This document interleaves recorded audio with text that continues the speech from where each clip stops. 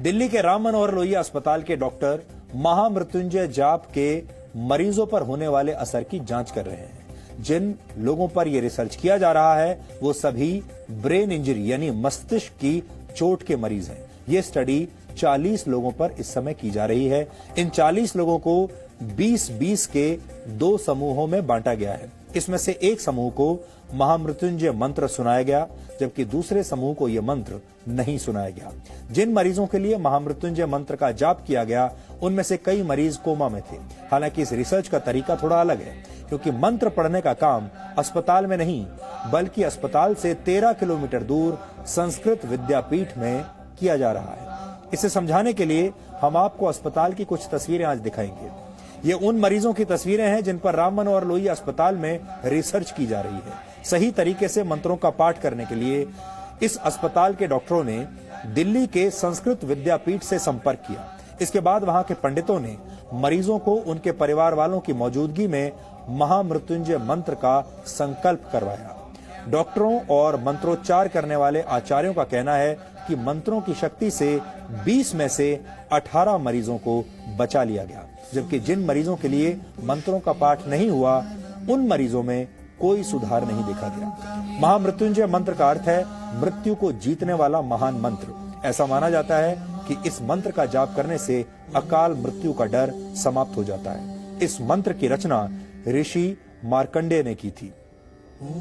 इस मंत्र का मतलब है कि हम भगवान शिव की पूजा करते हैं, जिनके 3 नेत्र हैं, जो हर श्वास में जीवन शक्ति का संचार करते हैं और पूरे जगत का पालन पोषण करते हैं।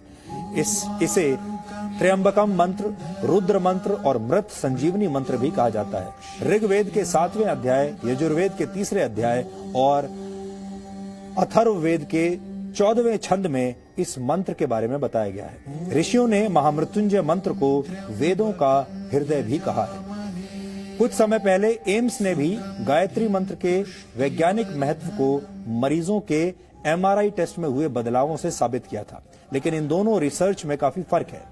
एम्स में मरीजों ने खुद गायत्री मंत्र का जाप किया था, लेकिन महामृत्युंजय पाठ संस्कृत विद्यापीठ में आचार्यों द्वारा किया जा रहा है और मरीज वहां से कई किलोमीटर दूर अस्पताल के ICU में भर्ती हैं। इस रिसर्च के जरिए ये समझने की कोशिश की जा रही है कि वेदों और धर्म ग्रंथों में किसी दूसरे के लिए प्रार्थना करने के असर का जो महत्व बताया गया है, क्या उसका कोई वैज्ञानिक आधार है भी या नहीं। भारत सरकार की सबसे बड़ी मेडिकल रिसर्च संस्था Indian council for medical research ने इस स्टडी को फंड किया है। ये स्टडी 3 वर्ष के लिए की जा रही है, जिसमें से 1.5 साल का समय पूरा हो चुका है।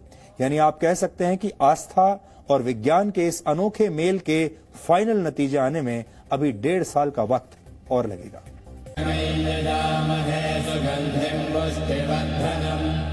स्वर विज्ञान के हिसाब से माना जाता है कि महामृत्युंजय मंत्र के अक्षरों का स्वर के साथ उच्चारण किया जाए तो शरीर में वाइब्रेशन होता है।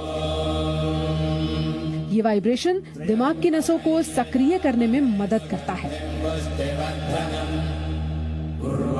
हालांकि यहाँ ध्यान देने वाली बात यह है कि इस प्रयोग में मरीज खुद मंत्र नहीं पढ़ रहा है, बल्कि उसके लिए पंडित एक तरह से अनुष्ठान कर रहे हैं।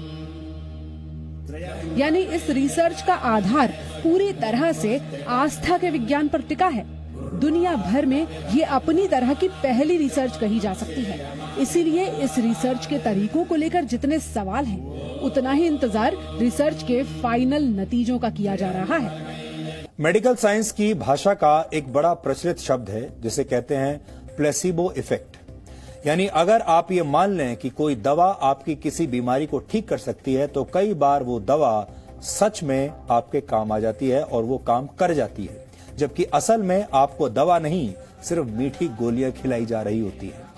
ये सब होता है उस इलाज के प्रति आपकी आस्था और विश्वास के जरिए। इस आस्था से आप में ऐसे शारीरिक और मानसिक बदलाव होते हैं कि आप अपने आप ठीक हो जाते हैं। इसे ही प्लेसिबो इफेक्ट कहा जाता है। विज्ञान जिसे प्लेसिबो कहता है, उसे आप आस्था या विश्वास कह सकते हैं। कई बार आपने देखा होगा जब बहुत सारे लोग ऐसे होते हैं जिन्हें ये लगता है कि वो बहुत बीमार हैं, उनके अंदर बहुत बड़ी कोई बड़ी बीमारी आ गई है, वो डॉक्टर के पास जाते हैं। डॉक्टर जानते हैं कि उन्हें कोई ऐसी बीमारी नहीं है और डॉक्टर उन्हें या तो कोई विटामिन की गोली दे देते हैं या कोई मीठी गोली खाने के लिए दे देते हैं, ये कहकर कि इससे आप ठीक हो जाएंगे, और मरीज को गोली खाने के बाद सच में ऐसा लगने लगता है कि वो ठीक हो गया है। आपने अक्सर ये भी देखा होगा कि डॉक्टर बीमार मरीज के घर वालों को ये सलाह देते हैं कि आप प्रार्थना कीजिए, मरीज के अच्छे स्वास्थ्य के लिए दुआएं कीजिए। दुआओं में असर होता है, ये आपका विश्वास हो सकता है, लेकिन अगर इस शोध के नतीजे सकारात्मक हुए तो हम ये भी कह सकेंगे कि दुआओं में सिर्फ असर ही नहीं, विज्ञान भी होता है। हालांकि ये विवाद बहुत पुराना है।